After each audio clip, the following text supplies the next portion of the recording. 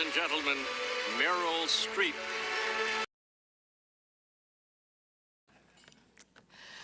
Yeah, it's not immediately obvious that we're sitting right now in one of the preeminent libraries of the world. But there is a reason that those two great lions, patience and fortitude, guard the front door, because they protect what we see around us, the accumulation of human knowledge and imagination. We're surrounded by words and sentences and pages filled with timeless truths, facts about science and history and fiction and maps and collections of poetry and dictionaries.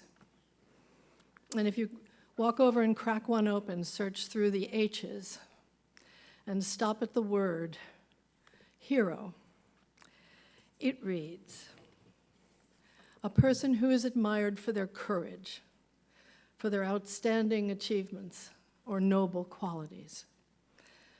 For 40 years, maybe 30 years, she'll have to correct me, but at this point, it all seems the same. For 40 years, I think, journalist Maria Ressa has very often put her life on the line to keep the public informed.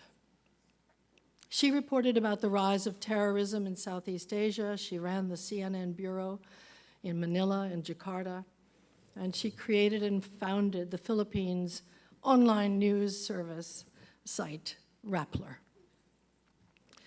Like too many nations in the world, the Philippines has been bending and breaking the rules of law, and it has added itself to the growing collection of nations with authoritarian leaders. But Maria was relentless in her exposure of President Rodrigo Duterte, his corrupt regime, its violations of human rights, his use of widespread state-sponsored murder as a means of curtailing the drug trade. She told the truth, and he called her a bitch, and he made a rape joke, and he had her arrested multiple times and had the courts convict her. Still, she refused to shut down her site. And with each arrest and charge, she has become more committed to her work. A challenge wakes me up, she says, cheerfully. You don't know who you are until you have to fight for it. Currently, she's facing indictment, 7 different suits. When she goes back, if convicted, she could spend the rest of her life in prison.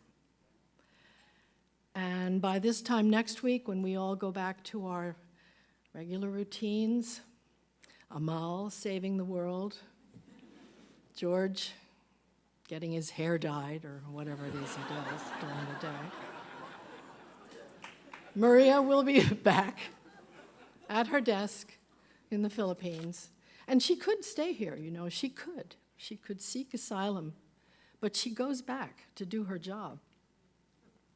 She's investigating leads, she's gathering facts, composing the words, the sentences, the pages, verified stories, so we, the world, can know the truth. Winner of the Nobel Peace Prize last year, she wears a big target on her back and a bigger smile on her face. She says, you don't know what freedom feels like until you almost lose it. There is nothing more courageous than a lion-hearted woman, a journalist with the patience and fortitude to do her harrowing and essential work, protecting a free press for us and under such a threat of danger to herself. Don't take my word for it. It's in the dictionary.